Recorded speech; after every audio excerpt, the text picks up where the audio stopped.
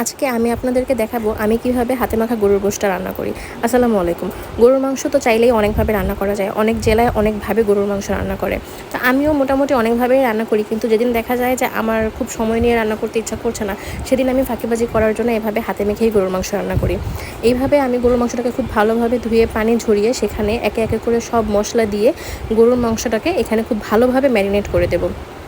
এখানে একটা কথা আছে, আমাদের গ্রামে বলে যে গরুর মাংস মাখাটা যত বেশি সুন্দর হবে তত বেশি স্বাদ হবে। এখানে খেয়াল করলে দেখবেন যে আমি প্রথমে সব মশলা দিয়ে একবার খুব ভালোভাবে মাখিয়ে নিয়েছি এবং পরে আমি সরিষার তেল দিয়ে তারপরে আবার মাখাবো। তেলটা পরে দেওয়ার কারণ হচ্ছে, যদি আমি তেলটা সব মশলার সাথে একবারে দিয়ে দিই তাহলে গরুর মাংসের সাথে মশলাটা খুব ভালোভাবে মিক্স হবে না তেলের কারণে।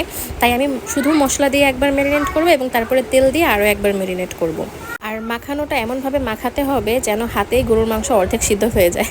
আমি এটা জাস্ট মজা করে বললাম এটা। তারপরে আমি শুধু হাত ধুয়ে সেই অল্প একটু হাত ধোয়া পানি দিয়ে আমি গরুর মাংসটাকে বসিয়ে দেবো এবং প্রথমে আমি 5 মিনিটের মতো হাই হিটে জাল করব ঢেকে।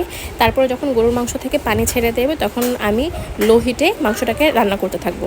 এভাবে করে বারবার মাংসটাকে ঢাকনা খুলে খুলে নেড়ে চেড়ে আমি দেখব পানিটা টেনে আসলো কিনা। যখন ভালো মতো কষানো হয়ে যাবে তখন আমি অল্প একটু পানি দিয়ে মাংসটাকে আরও একবার কষিয়ে নেব এবং যখন সেই পানিটাও টেনে আসবে তারপরে আমি তাতে অ্যাড করব আলু এবং তারপরে সেই আলু নেড়ে চেড়ে মাংসের সাথে খুব ভালোভাবে মিশিয়ে নেব এবং এখানে আমি আরও একটু ভালো করে কষিয়ে নেব।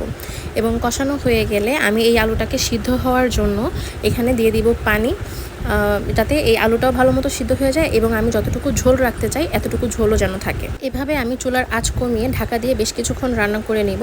যখন আমি দেখব ঝোলটা টেনে এসেছে তখন আমার মাংসটা হয়ে গেছে।